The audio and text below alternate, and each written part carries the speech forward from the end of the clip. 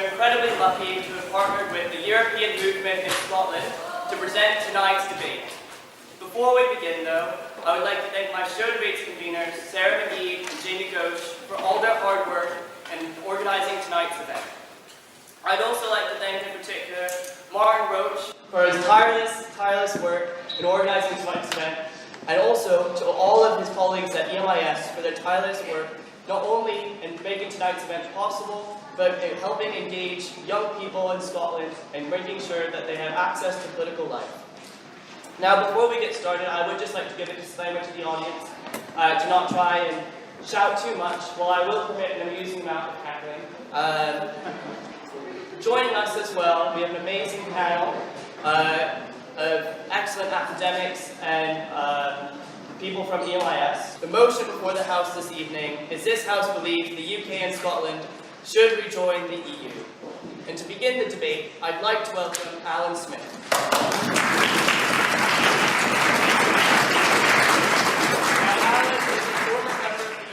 Parliament for 15 years, a member of Parliament for Stirling from 2019 to 2024.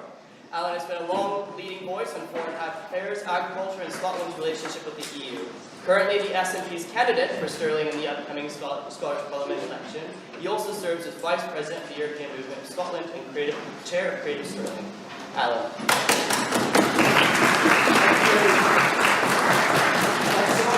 Deputy Speaker, and thank you all for coming along tonight, and thank you for the invitation.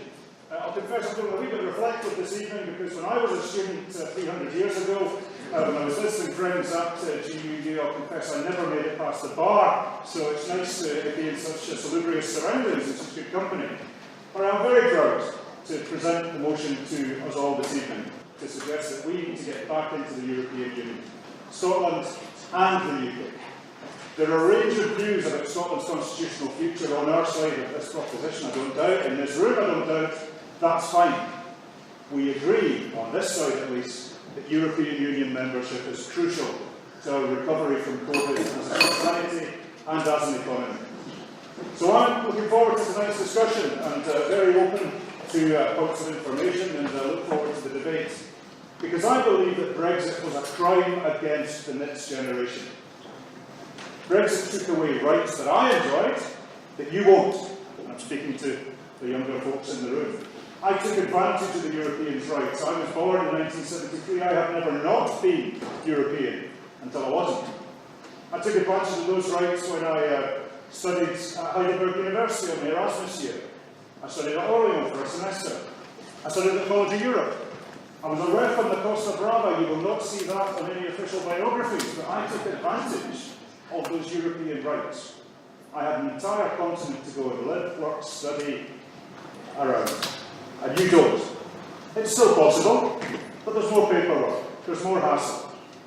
The UK voluntarily made its horizons and your horizons smaller, narrower, and meaner. And I believe that Brexit was sold in a fundamentally false, dishonest premise. Many of you won't have even been able to vote within the EU referendum. Young people, I always encourage to be involved in politics because you will live with the consequences of political decisions longer than us old folks who make them on your behalf. Your rights have been taken away, and I don't think that's fair. So, as I say, there's a range of views about Scotland's constitutional future within this room.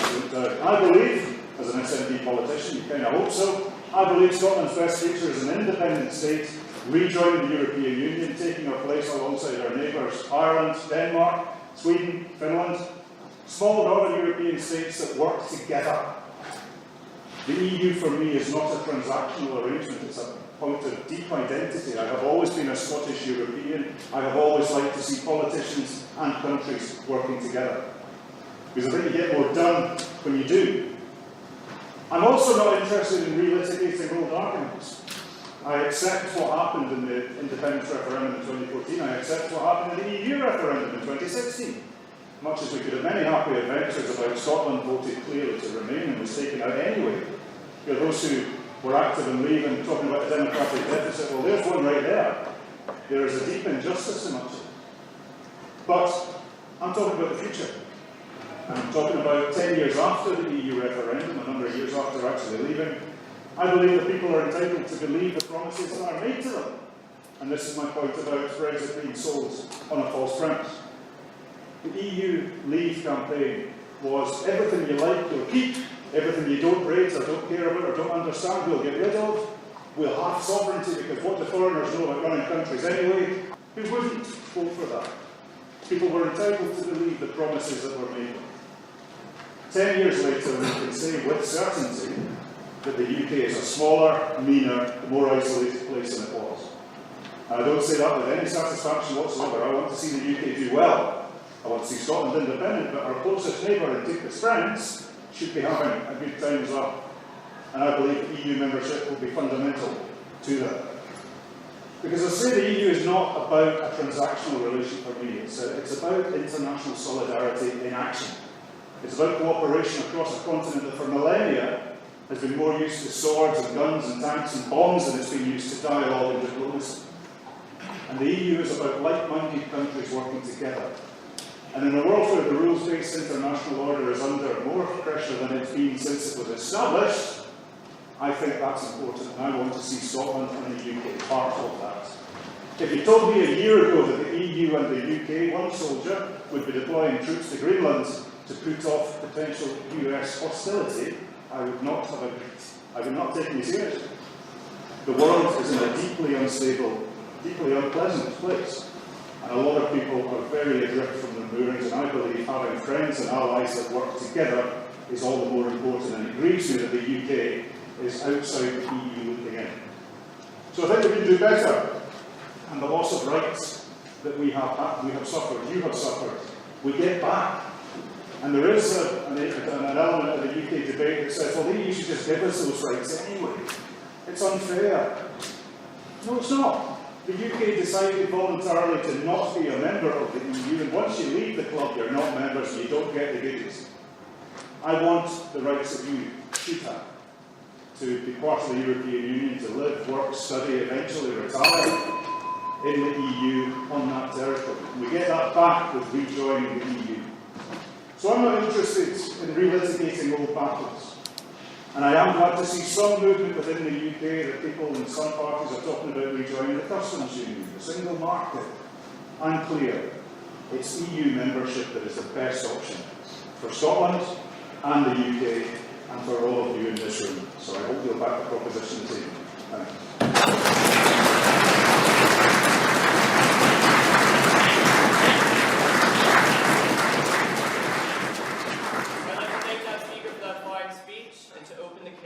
Opposition, I'd like to welcome Dr. Michael Scanlon. Dr.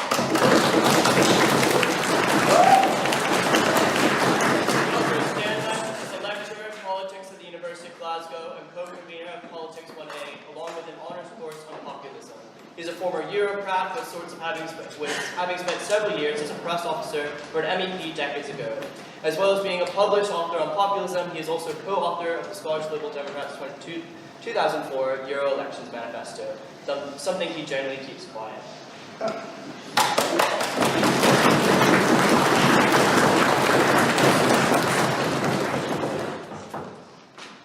Can't believe you asked me back. How far down the list did you have to go to get me?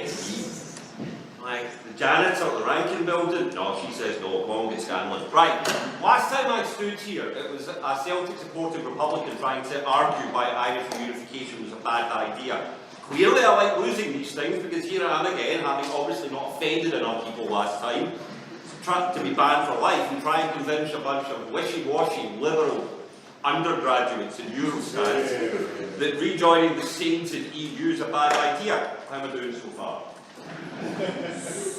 As you've heard, I spent a few years in the early noughties working as a press officer for Lib Dem MEP. Well, it was the early noughties, a lot of people were Lib Dem back then. A lot of people do things they regret in their youth, that was mine. So I have first-hand experience of the strengths and limitations of the EU. I also know where to get the best freaks in Brussels, these are on top probably. The Celtic bar I used to frequent closed shortly after I stopped spending time in Brussels. This might not be unrelated. Brexit was a bad idea, there's no two ways about it. It's critically damaged our economy, it's caused untold harm to higher education, it's taken opportunities away from your generation, it is argued it has added immeasurably to the vile anti-migrant mood in the UK, but I'm going to argue that rejoining the EU anytime soon is a very bad idea. So I used to love the EU. Couldn't get enough of it. I was a disciple of the European idea, whatever that is. I thought it was a force for good, for peace, for prosperity, for human rights. Then the global financial crisis happened. I watched how the EU punished countries such as Portugal, Ireland and Greece.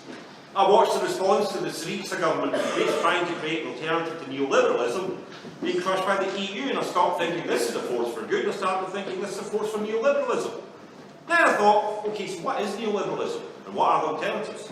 And then I thought, oh, I could give up a career in public relations and do a PhD in this. 9 years later, here I am. But while this was going on, I also watched the democratic backsliding in countries like Hungary and Poland. I watched clampdowns on refugee rights and LGBTQIA+ rights in these countries, and the EU doing some sort of hee-haw about it. I thought the only way the EU would give a damn about LGBTQA rights is if Orban tried to nationalise them.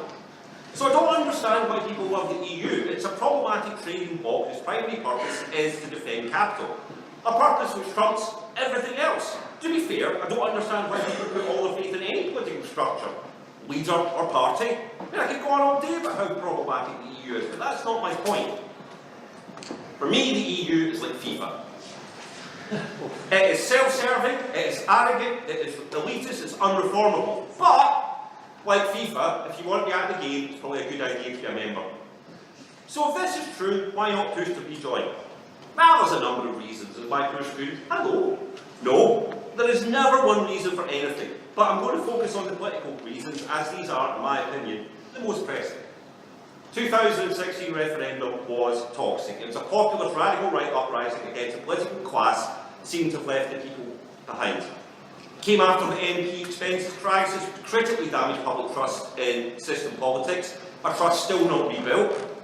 It came during the worst of Tory austerity, and framing the EU membership, as happened at that referendum, an adoption of prosperity to an electorate that was, and indeed still is, scratching its arse for pennies, was never going to work. So the electorate gave the political classes of the UK a kicking. And whilst I found the xenophobia and the racism that underpinned some of this repellent, I'd be lying if I didn't think this kicking was to a certain degree justified.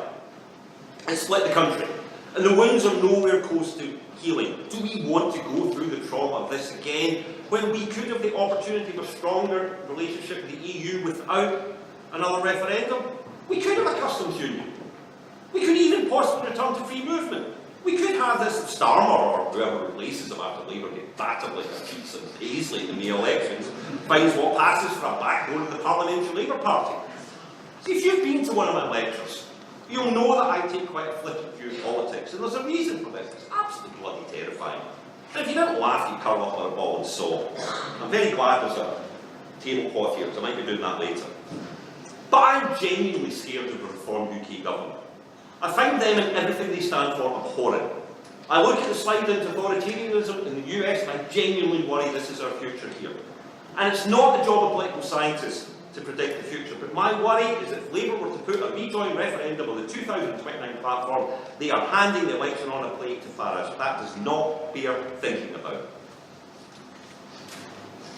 And while opinion polls suggest that the majority of the electorate would like us to rejoin, they also suggest that it's not a priority. Only around about a third of people think this is a priority. The salience of this is critical. You see, the reason for Labour's catastrophic result in 2019 are complex, as is always the case in politics. But one of them was the promised second referendum, especially in Brexit voting Labour constituencies. The red wall crumbled, Johnson got a significant majority, and the rest is 5 years that me, and I'm sure a few of you, would rather forget. These 5 years would be a walk in the park compared to what awaits us if Farage and his crew of Chancellor get in. I'm so excited about a reformed UK government telling academics that we can't call genocide genocide. We can't say that trans rights are human rights, and we can't say that fascism is, on balance, probably a bad thing. I cannot wait to see forced deportations, the rollback of our hard-fought minority rights and worker rights, and our economy, our economy monumented bollocks right on. I wish Brexit had never happened. I hate that the boomers fucked it for everybody yet again, but they did. And we have to deal with what is rather than what we would like to be. This is the reality of politics. Defending our fragile, and my God it is fragile, democracy against the radical right should be our priority. Nothing should come before it. Thank you for listening. Please oppose the proposition, and remember, defend democracy against the radical right, including with civil disobedience, and worry about problematic trading blocks and Reform UK have been consigned to the shitty nappy-filled landfill where they belong. Thank you.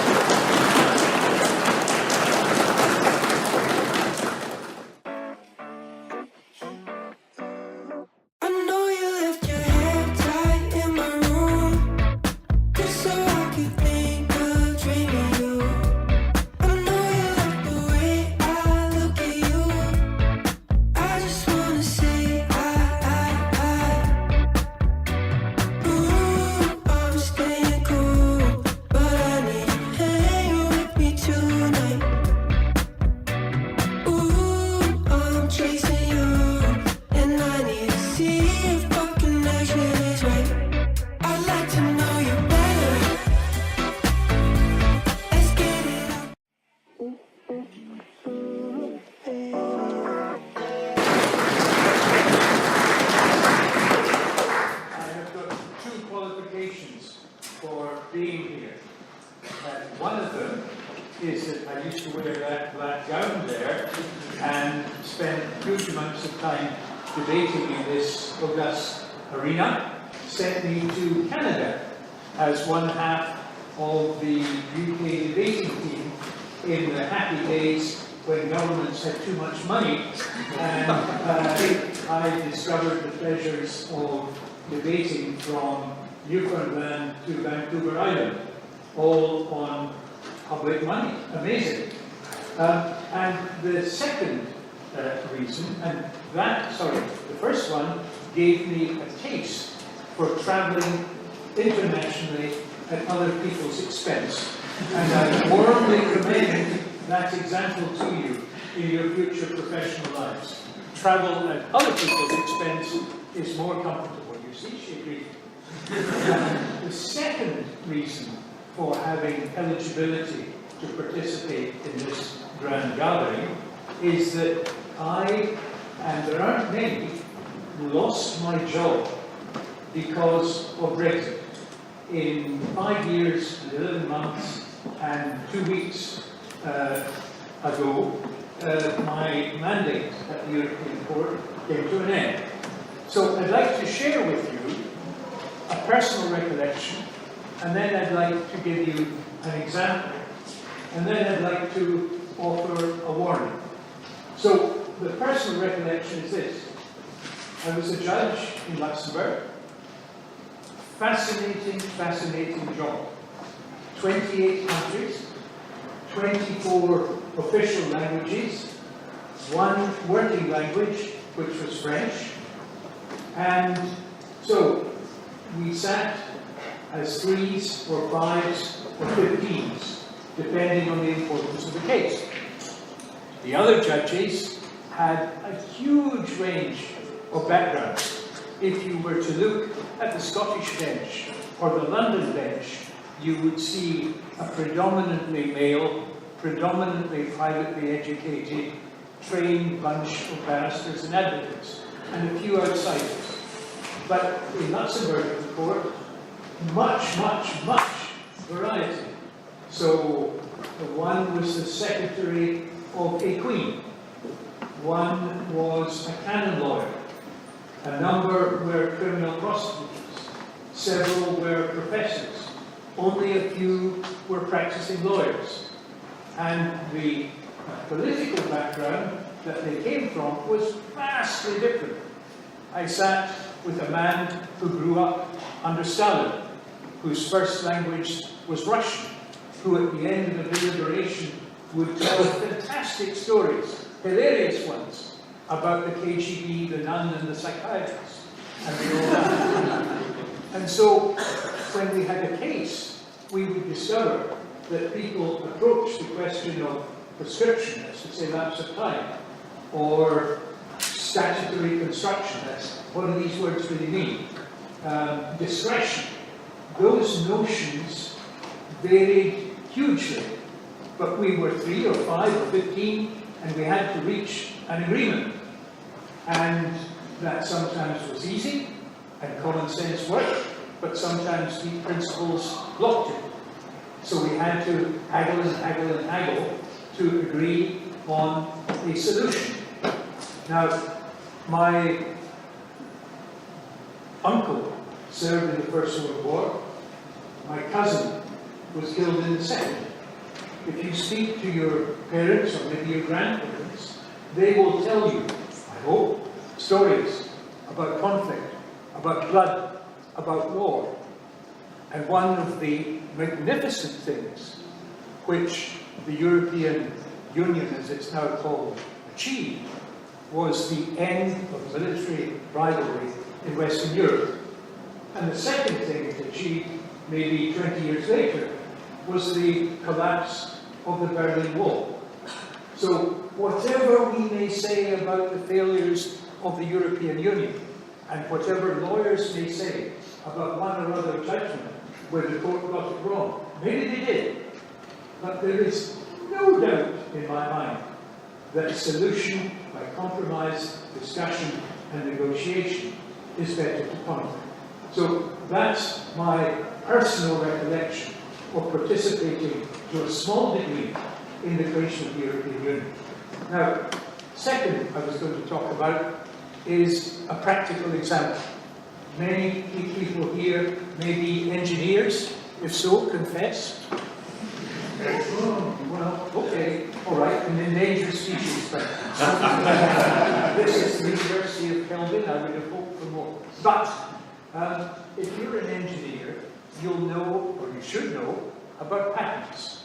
A patent is a deal between the state and the inventor. The deal is the inventor explains in writing how a particular new technique works. And in exchange for this disclosure, the inventor is given a monopoly for 20 years.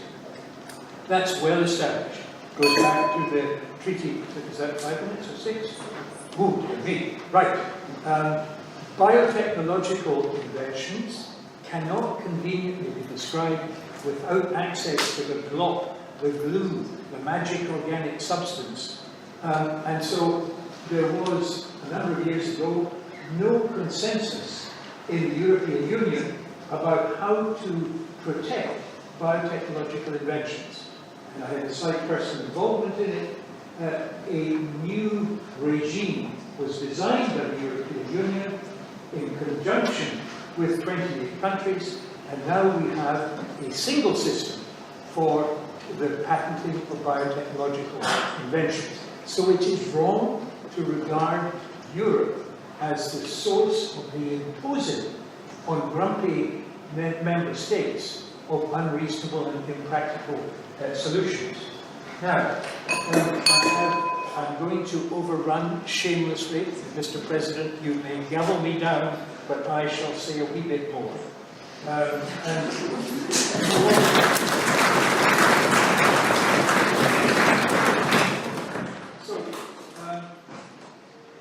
Here's the warning. During the Brexit campaign, we were told things will be better. We'll be able to do our own deals. We'll be able to reach happy solutions to problems. And I wrote an article, which you all should have read before coming here, entitled The Search for Unicorns. And I described 5 unicorns and 5 monsters. And one of the unicorns is wonderful trade deals. The United States, we can do wonderful things. What is the wonderful deal we have with the United States? Well, it is a deal with Indiana. We didn't need to leave the European Union to sign this deal with Indiana because it's pretty spineless. It says, according to Article 10, it's not legally binding. It doesn't create any legal, equitable, or financial rights, obligations, or liabilities for the participants. It contemplates friendly cooperation, close relations, and deep cooperation in removing barriers to trade. That is to say, the prospect of prosperity outside the European Union was garbage. And, friends, young people. You cannot read the newspapers today without fearing that the UK, outside the European Union, looking to the United States as an ally, is barking up the wrong tree, to mix my metaphor sorry. So, I end by saying, advocates who speak in favour of a wicked man in court are not themselves wicked. Be sympathetic to the three persons who have the duty of opposing the motion now. It's not their fault.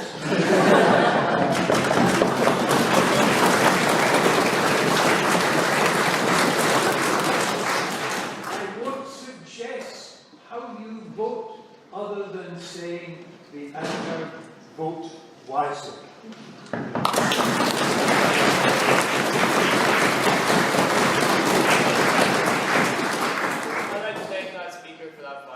And to continue the debate for side opposition, I'd like to welcome Harry Brave.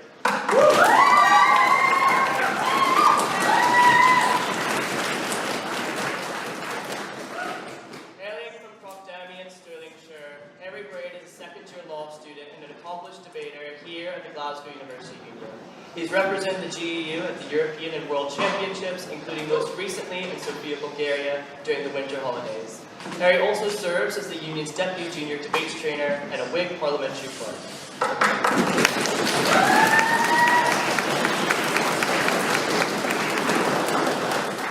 I'd like to begin with a wee bit of crowd work. Can you put your hands up if you can remember very well the day that Britain left the EU? And can you put your hand up if you remember the end of that process? So, with the day when Britain left the EU was one of my earliest political memories. I was 10 years old on the day in which they did it. What I remember thereafter, in the imperfect memory of a child, was 4 years of chaos, division, and very little change in British politics. They were 4 lost years, in which there was very little progress on anything, in which our Parliament ground to a halt, in which there was little new legislation. Brexit was a disaster, but I doubt that Rejoin would be much better at all. I fear that if we were to seek to rejoin the EU, there is no turning back the clock. The process would be long, it would be difficult, and I don't think Britain is ready for it.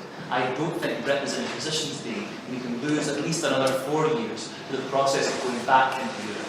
There are too many pressing questions, there are too many pressing problems that requires Britain to get moving without focusing again on Europe. I think it is important to recognise here that we can't get away from the practicalities. Under Section 49 of the Treaty of the European Union, Britain must rejoin under the ordinary terms of another candidate member state. This means when Britain is rejoining the EU, there is no easy path, there is no shortcut back in. We are going to have to do it the hard way. And what this means is a years-long process. This means Britain subjecting itself to strenuous tests. This means that for years Parliament is going to be clogged up by this. I ask you, why was Brexit such a disaster? Precisely because in the British political system, a small group of MPs could bring Parliament to a standstill completely. They could hold up legislation, they could create trouble. In that way, 2016-2020 dropped off the British political map. It was 4 years to make a single decision. It was 4 years to reach a single deal. When we are going back into the EU, I do not see why this process is likely to be any shorter. Even in better times, like the 2007 accession of Bulgaria and Romania, it took 7 years for the process to be completed. In our times, when the British economy is not strong, the economies of Europe are not strong, I don't see how this process is going to be any shorter. When we are facing rejoining the EU, we are facing using at least the rest of this decade to do so. And I'm not sure that in Britain we can really take it. Because I think rejoining the EU is an issue that uniquely fuels the fires of Faragism. I think it is a problem that will allow Farage to play on his own turf. I think it will allow him to consolidate his base. I think it will allow him to rally everyone around the cause which he has won before. I think when you do this, when you move the political discussion in the UK onto this turf, progressive forces are always going to face an uphill struggle. I think any other issue, the cost of living, affordability, the state of the economy, the state of the NHS, is a far more difficult one for reform to fight. I think for our politics, if the rest of this decade becomes about that, progressive forces have a much, much better outlook. I think if we allow Europe to obsess British politics once again, then I think we just face another process of Brexit. And I also question whether it's a process that is correct for Europe. Because I'll note, I think that while the majority of British people support going back into the EU currently, they do not support going back onto the EU in the terms which they would have to accept. Because we know that when Britain is rejoining with any other member state, we are not getting the previous concessions. Britain going back into the EU means Britain accepting the euro, means Britain accepting the Schengen area, and Britain not getting the rebate. And on these conditions, only 36% of the British public currently support going back into the EU. So, therefore, we are faced with a situation in which Britain would have to go in on terms for which there are no popular support. And the alternative simply isn't there. From Western Europe, there is no support for Britain getting special treatment once again. Unpopular governments in Europe simply can't make the case. They simply can't make the case for making Britain an exception once again. There is no way in which Britain is getting an easy route back into the EU. What they have to accept is going the hard way. And it's attractive to nobody, and it's unlikely to prove very popular in the long run. But even if we assume it can be done, we must question whether it's right for the EU. We've heard very little about the importance of the European project. The European project has uniquely ensured peace on the continent.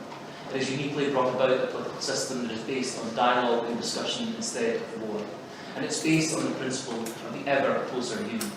When the founding fathers of the EU, in Schuman, when Monnet, and others came forward and wanted to create their union, they wanted a solid union, they wanted a strong union. But I fear that a union in which Britain has rejoined is unlikely to be these things. Because I fear that Britain is always likely to be a destructive member. Precisely because in Britain we always want the exception. We don't want to accept the ever closer union. We don't want to accept full political integration. I fear that in a world in which Britain rejoins the EU, we are putting the entire EU at a disadvantage. Precisely because the processes of integration that are key for continuing the European project are likely to be more difficult. When as a large nation, consistently likely to be opposing these changes, it becomes more difficult. It gives credence to those Eurosceptic elements already within the EU, in Denmark, in Hungary, in Poland. When they have a British government that is likely to be pushing against closer integration, that is likely to be pushing against integration with the EU, then I think it is more difficult to further the ends of the European movement. Ultimately, I think Britain is simply too destructive a member to go back into the EU at this time. I don't think Britain is going to act like a good European, and therefore I think for the sake of Europe, it ought to stay out. I think we are faced with a very clear choice as to what our future has to be about. Are we willing to repeat history? Are we willing to go through another 4 years in which British politics are going to revolve around the question of Europe, in which the right are going to be able to be given a stomping ground, in which it is far more difficult to challenge them than any other?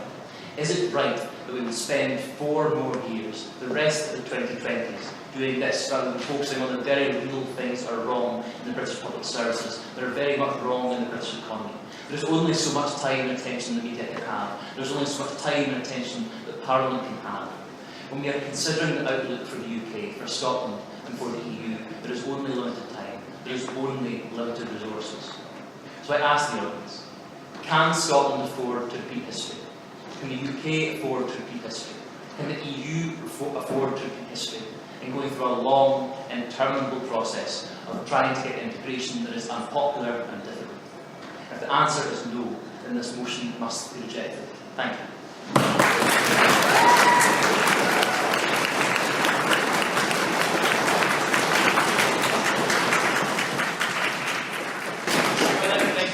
Clarifying speech to close the debate for side proposition, I'd like to welcome Amelia Faulkner.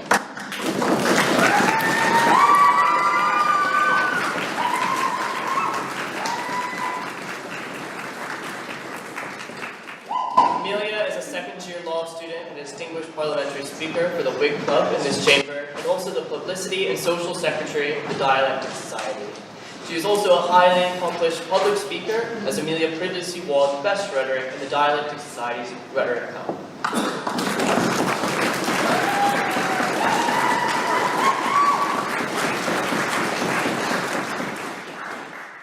Deputy Speaker, Honourable and Right Honourable Members of the Chamber, distinguished guests in the gallery. Here. Did it not always annoy you as a child when your parents told you what to do? When you're instructed to go clean your room or go study, you will do this, you will study that, you will be home by curfew. Even if you didn't experience this, for you. I'm sure you can see where I'm going with this. I fear that to some extent this is what's happened with Brexit. And as a young person, I would like to take the opportunity to close said government by expanding on the cases presented by said government and prioritising the long-term benefits of rejoining by focusing on us, young people, and our futures. In the 2016 referendum, around 17% of young people voted to remain.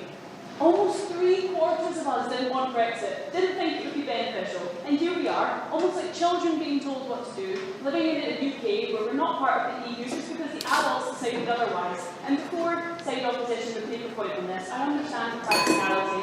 It would have been absurd to let the likes of 10-year-old me, who was just obsessed with a man as the pony was on TV that night, to vote. It's impractical to consider the idea that 64% of young people didn't exercise the right to vote. But it's now 2026. We're older, we're wiser, and we know what we want. And in 2024 polls, 84% of young voters said that they would vote to rejoin with another referendum be called. This is because it's our futures that are on the line, and in so many ways, the best version of our future is one where we're part of the EU. Señor orador, señores, tengo una pregunta, especialmente para los jóvenes aquí. ¿Quién aquí tiene planes para el futuro? I'll ask again in English. Who here, in particular the young people watching, has plans for the future? Plans to graduate, perhaps to get a job at a big company, to make a lot of money, or to travel the world. I'm someone myself who's always had a plan, always known what I wanted to do in my life. I must have been, 11 when I said for the first time that I wanted to study law and Spanish at Glasgow University, and here I am, filling that dream. But honestly, in this day and age, the degree isn't nearly as fulfilling as I once hoped it is. Estoy estudiando computación, no tengo prospectos para el futuro. One of the first memories of my university career is Freshers Week 2024 at the showcase, where I walked into the gallery of this very chamber, a timid little first year who didn't know anyone, and I sat next to a random girl that I thought looked friendly. And it turned out she was doing the exact same course as me, a fourth year. Now I'd like you to try and imagine this scenario and think about all the possible things she could have said to me. Was it, wow, my year abroad was such an incredible experience, you're going to love it? Was it, oh, it was a little bit difficult, but it's a once in a lifetime opportunity? Or was it, drop Spanish while you still can? I'm sorry? The loss of Erasmus was a shock felt all across the country, with the number of students studying languages sharply decreasing. There are now less than 30% less language students than there were before Brexit. Less than 3% of A-levels taken are languages, and more people study subjects such as physical education than French, German, or Gaelic combined.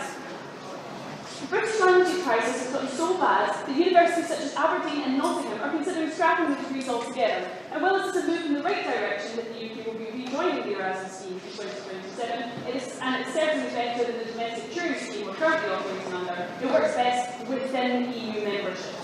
I mean, absolutely terrible that language scheme goes out and my colleagues and my UCU comrades lose their jobs, but can you prove that this is related to Brexit, or is it just changing educational demands from young people because this is going through school as well? The fact that one thing is happening at the same time as another thing, come hog out with Proctor Hawks, or I should know. There may not be consistent correlation that we can identify at any point, but it's the likes of saying, oh, well, inflation is currently happening within our country. You cannot pinpoint that down on COVID specifically or Russia invading Ukraine. You cannot pinpoint that on Brexit specifically. But it's undeniable that Brexit has had an impact. It may not have contributed entirely, but it certainly had an impact on this. But we'll return to that later.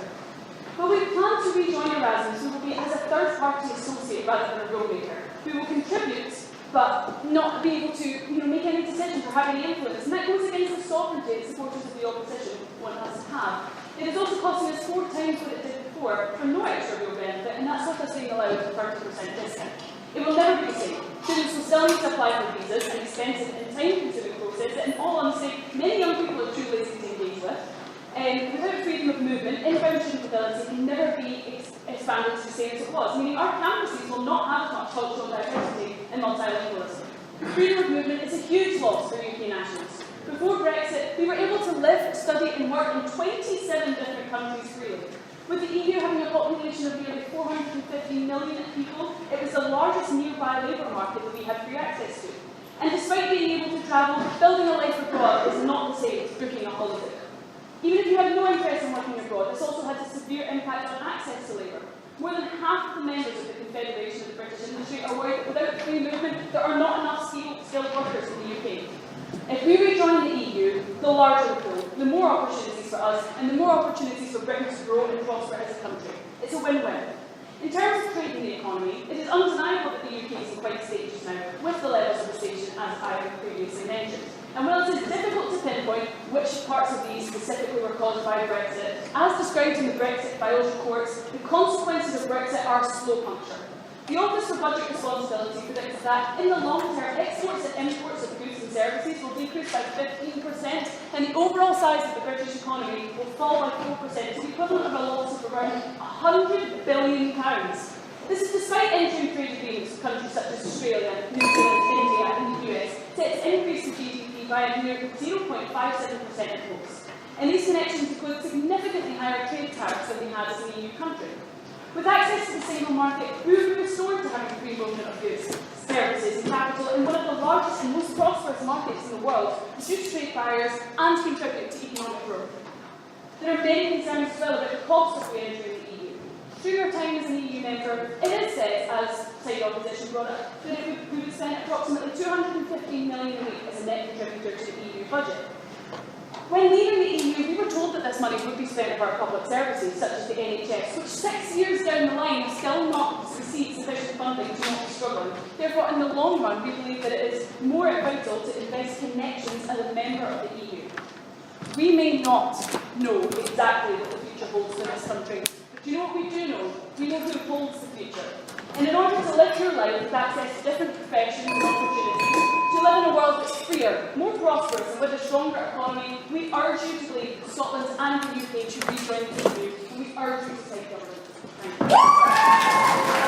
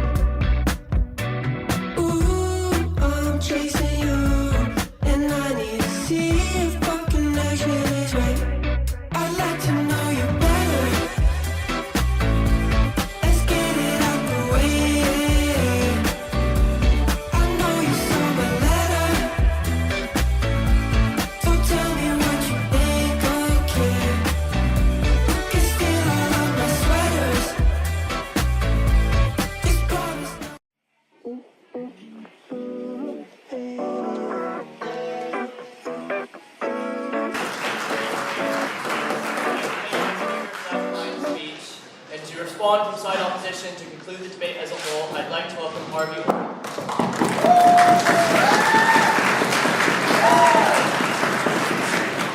Harvey recently served as the union's senior debates trainer, and through his time in the union has acquired an accomplished debating CV.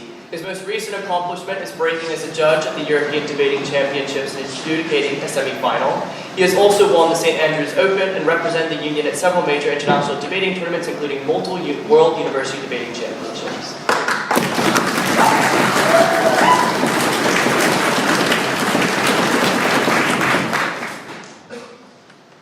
Deputy Speaker, Honourable and Right Honourable Members of the Chamber, distinguished strangers in the gallery. I have a piece of advice for you. Don't get back with your ex. I know you really want to, I know you miss them, but you're only remembering the good parts. The reasons you broke up are still there, and you're never going to regain their trust. Fundamentally, most of the country has the same issues they had in the EU they had in 2016. And it breaks my heart because I do still love the EU, but most people are not comfortable with the agreements they would have to enter to rejoin the Union. They're not comfortable with the concessions they would have to make in regards to currency agreements, and ultimately, the EU is not either. The process of rejoining the EU would be a nightmare and is pretty much equivalent to getting back with your ex, which I hope we all know is a terrible idea. Look, Britain stands at the precipice of fascism. Reform UK is surging in pause, and we must do everything we can to combat them. I really would have liked an Erasmus here in Germany, but I do just think the UK has more pressing concerns than the worries of students who are now slightly less able to access Erasmus because they're kind of lazy. Fundamentally, we must fight for the most fundamental rights of Britain, for the most pressing concerns, and this would destroy our political process for a matter of decades. What I want to do now then is look at the benefits that are offered to us by government bench and see if they are really worth the quagmire which the process of rejoining the EU would thrust us into. The first is in regards then to our rights to travel abroad. I would note that much of this has been reconstructed already by the government. As in, it is unclear to me why we need to rejoin the EU to get Erasmus when we already have Erasmus back. Yes, it's a little bit more difficult. Yes, it's not as good as it was, but it's basically there. And the students going on Erasmus are usually posh, usually privileged, and can basically afford to do a tiny bit more bureaucracy, which is fundamentally what we need, not to completely destroy the political process of the United Kingdom for decades. Secondarily then, first of all, the Honourable Speaker on the government side lost their job. They were a judge, I assume they will be fine in the long term. And whilst I do lament any misfortune which befalls a member of the dialectic society, again, fascism, a judge losing their job, difficult one, but I'm going to have to go with preventing fascism. I apologise to deride the august status of this chamber, but since you're leaving, it has more but so become a place of Nero. That said, let us look then at further benefits. Additionally then, they say, the European Union has prevented war.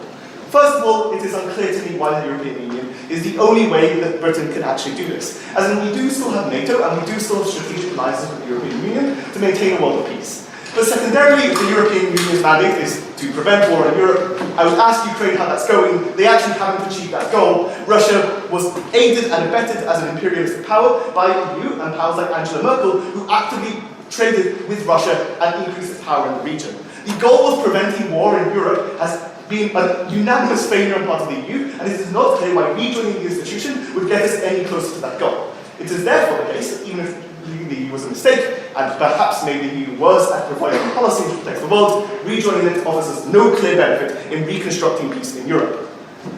Let us look then at the economic benefits. Well, unfortunately, there aren't many. First of all, the EU itself is in a myriad of crisis. It has a currency union, but no fiscal union, meaning it has had an impossibility in raising debt or any other financial measures to fund things like green transitions, to fund things like competition AI, to fund broad technological development. In addition, it is full of states, which themselves can be described as far-right, generously fascist at worst, who have continuously vetoed any progress within the Union. It is ultimately a union which is failing, a union which is not delivering economic returns or fundamental benefits to its constituent members. And whilst the UK leaving was a mistake and required painful restructuring of our economy is being restructured, and if we rejoin the EU, we're going to have to do it all over again and experience that pain once more. It is not clear to me then that rejoining the European Union would actually deliver us any substantive economic benefits when the trade-like relations used to build the outside world have been established. Look, I don't like the US, but they are the most wealthy power in the world. They are currently ruled by a madman who likes the UK a lot more than the EU. We have actually built broadly better trade relations under an independent scheme than we will have within the European Union. And once again, overall leaving the European Union is lamentable. This is not about whether we lament the leaving of the Union, it is about whether we ought to return to it. And frankly, no, we shouldn't. It will be an utter bloody disaster. Bloody is on the edge case, but I feel like I can say it in the chamber. Before I progress with my speech, would any of the members of the government panel have a point to raise to me? Yes. What about the cheesemaker for whose exports to the European Union it is too costly to go through the health checks? Well, first of all, the UK government has already achieved measures in moving towards the customs union, in making trade with the European Union visa, in aligning regulations. We don't need to go through the entire process of rejoining the European Union, which is a fantasy, to regain some of the benefits which we lost whilst leaving. Secondarily, they can sell their cheese to Canada or Australia or America. Again, we've already structured an economy around these agreements, and as much as I would like for this cheesemaker to be as well as possible, fundamentally, it is not the case that this is something we're going to be able to rebuild.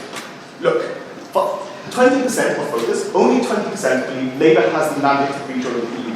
When the Labour government is already in crisis because it's perceived as undemocratic due to measures like UKID, taking a measure which they have not been elected on the basis of, which was not in their manifesto, which does not appear anywhere within their ideological platform, which fundamentally destroy Labour's credibility at the time when they are the only alternative to the rising threat of reform.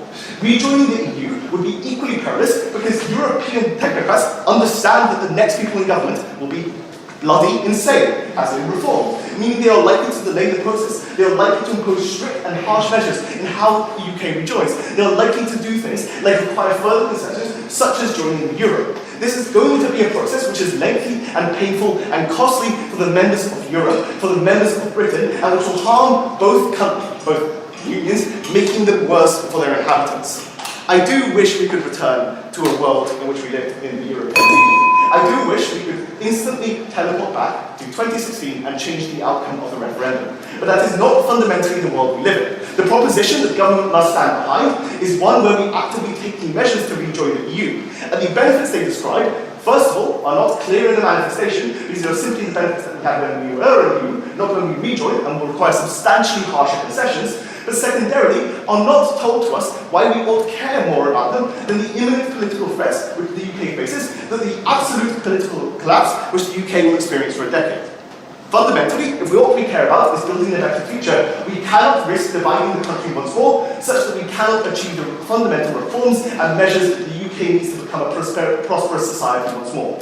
Joining the EU is a mere distraction, it will not be our saviour.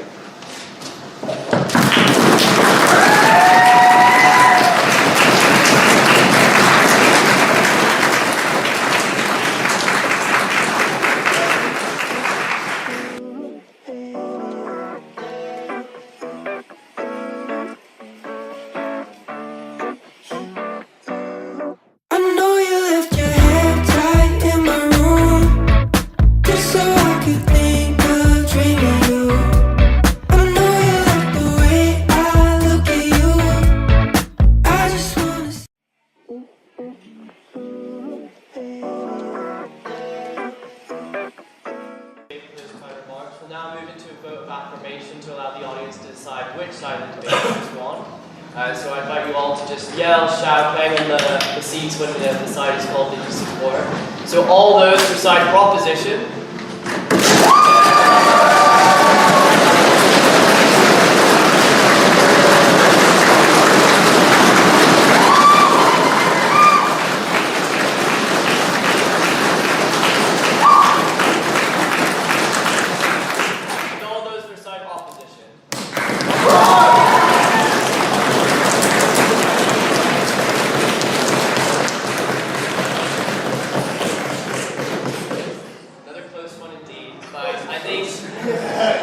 I do think that on the audience's vote, it's side proposition.